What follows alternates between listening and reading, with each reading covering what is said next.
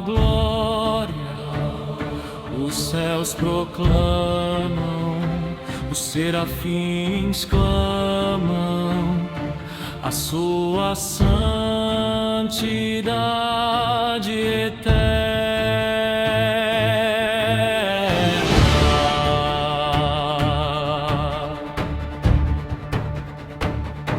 Escrevo a vós, filhinhos, porque os pecados são perdoados.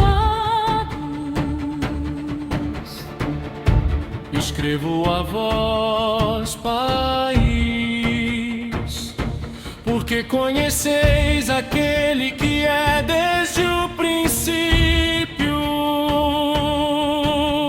Jovens, sois fortes, a palavra permanece em vós, e já vencestes o maligno pela força do Senhor.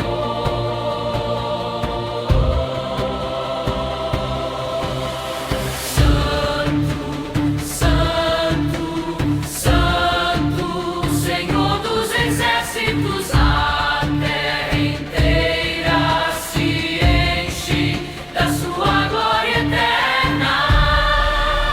Porque dele, por ele e para ele são todas as coisas. A ele a glória, a ele o domínio, para todos sempre. Amém.